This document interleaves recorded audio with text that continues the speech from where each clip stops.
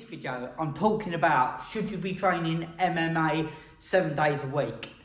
Now, you can train MMA 7 days a week, but it's probably not actually advisable to be training MMA 7 days a week, especially depending on what you're doing in your training sessions.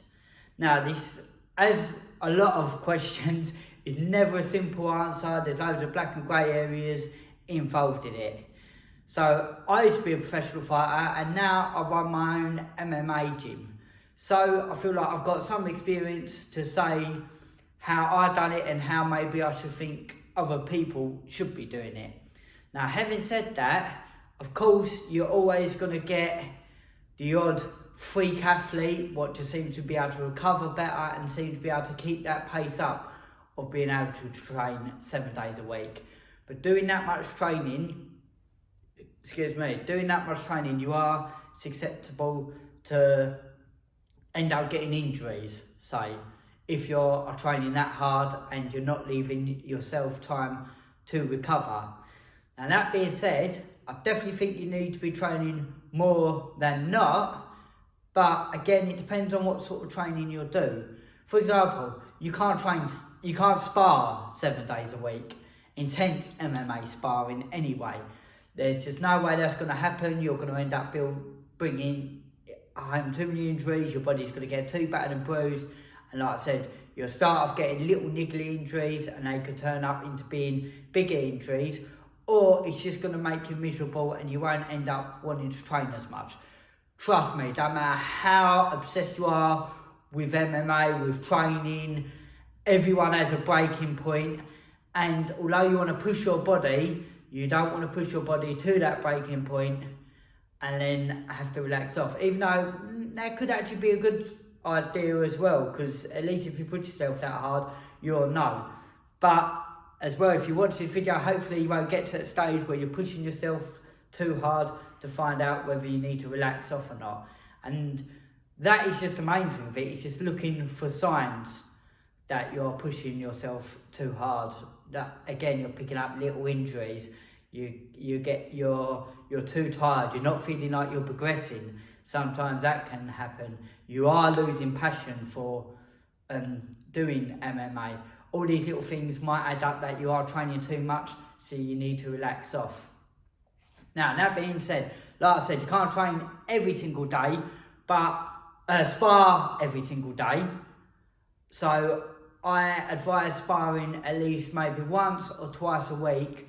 If you're going to do any more than that, make sure it's very light, playful sparring. Now you've got rolling, the grappling, not necessarily just the striking. You can do that a lot more, especially again if it's at a slower pace. You can do that a lot more. As long as you tap out early, you're not going to get as much injuries from that. So you can potentially roll a lot more. Obviously, I've heard of jiu-jitsu people who do roll 7 days a week. But again, this ain't jiu-jitsu, it is MMA, and the striking is where a lot of the injuries happen. So you've got to mix it. You've got to be able to mix it. You've got to be able to make sure you're doing your striking and you're doing your rolling, and you're not just doing one more than the other unless you're doing that specifically for a fight or you feel as if you're really lacking in a certain area. So, with the training, actual normal training, not sparring, normal training 7 days a week, like I said, it can be done, but you've got to build up to it as well. Don't just train a couple of days a week and then sort of slowly jump in thinking you can train 7 days a week. You've got to build it up gradually and slowly. And don't be afraid to have the odd really relaxed training day. Now, if you're having a good couple of relaxed training days a week, then you can definitely train 7 days a week. Now, what do I mean by relaxed training days? Well, you can do shadow boxing. You can work on a lot of head movement drills. You can just do drills with your partner, but ever so slightly with taking strikes. You can work on combinations just using shadow boxing to get a combination in your head and try and drill it 100% right. Keep on like that. And again, for the groundwork, it's so much more complicated with the ground stuff in MMA. There's so much more different aspects of it. So that is something that you can do a lot more relaxed, finding yourself in different positions, getting out of them positions, remembering how to get out of them positions. But the problem with that is you've got to find other training partners what are willing to train a bit more relaxed. Now, like I said, I've opened up my own martial arts gym, and I found, to a certain extent, I'm almost training 7 days a week. Because I'm teaching a lot, I'm always getting involved a little bit, especially if I'm rolling with someone. Say like I have a small class turn up and not everyone's got a partner, then I will partner up with someone. Or if I'm feeling really hurt or injured or tired or whatever, then I might put them in a free. But if I can, I'll try and partner up with someone. So because of that, I found that I'm almost training 7 days a week myself. Not all the time, I do relax off now and again.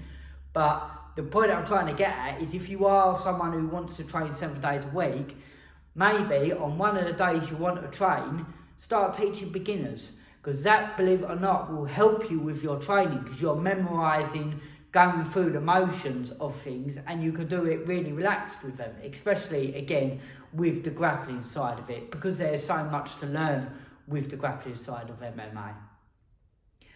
So, there is one more thing, the way you could try and think of it, of training 7 days a week. Now, I've also done this as well, especially when I was fighting. Although I weren't training 7 days a week, I'd have the weekend off. I'd try and book a couple of hours in my weekend where I would research things to do with MMA. On YouTube as well, believe it or not. I would watch a lot of YouTube videos, but I'm not just talking about techniques, but even down to recovery, even down to dieting. Especially if you're starting off this journey by yourself and you can't afford to pay for nutritionists, you can't afford to pay for a strength coach. You've got to learn a lot of these things yourself. You've got to practice a lot of these things yourself. So you can watch videos and watch what other people have done. Look for different stretching exercises. Have a day, maybe a Sunday, where you do a really light shadow boxing warm-up and just have a stretch off. That, to me, will class as a workout day then, because you've taken time out of your day to stretch and have a little warm-up, little bit of sparring, shadow boxing, and you can stretch off. Beautiful thing about that is you can do that anywhere. You can do that at home. You don't necessarily have to go to the gym. So if you've got the mindset and you're training like that, in that respect, you can train 7 days a week. But make sure you're not burning yourself out. Definitely try and take a little bit of time off for family and friends.